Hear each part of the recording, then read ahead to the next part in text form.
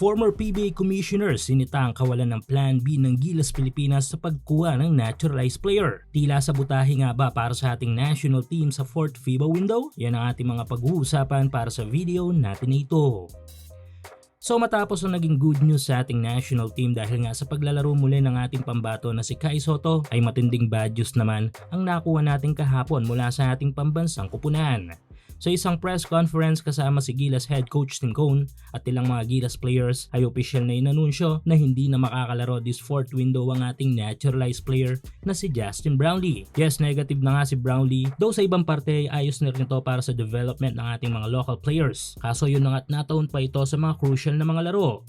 Pero ang bagay na nagpatas ng kilay sa mga Gilas fans pati na rin sa ilang mga kilalang sports individual sa bansa ay hindi yung kawalan ng JB sa 4th window, kundi yung kawalan ng Plan B or C ng mismong samahang basketball ng Pilipinas. Suportahan ng iyong paboritong kupunan sa NBA, PBA, MPBL, FIBA at iba pang mga basketball league sa Asia. Para malaman ang mga available na promo at offers, gamitin lang ang promo code na PLAYW1X o ng Gilas coaching staff. Bagay na pinunto ng former PBA commissioner na si Sir Noli Ayala. Sa post nga ni Kume ay sinabi nito na talagang nakakalito mga desisyon ng SBP para nga dito sa 4th FIBA window.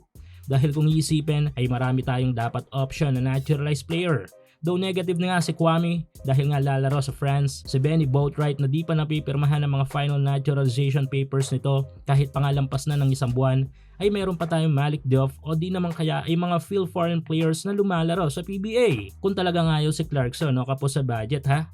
Maliban dyan ay meron pa tayong mga elite overseas hoopers tulad ni Alvano na nagpahirap sa SGA Last Jones Cup, Remy Martin na may Philippine passport na daw, o di naman kaya si Boogie Ellis na waiting pa rin sa call-up sa ating pambansang kupunan. Bukod dyan ay marami pa, kaya naman bakit ni isa ay walang piniling pumalit sa posisyon ni Brownlee. Talaga nga naman nakapagtataka, hindi ba? Dahil dito tuloy ay may mga nababasa ako mga random comments online na baka sabutahe nga ito dahil nga crucial ang mga lalaroin natin dito.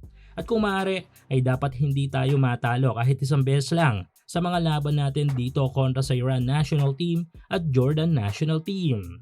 Kayo mga ka-hoops, ano masabi nyo ukol dito? I-komento nyo lang yung opinion sa ating comment section.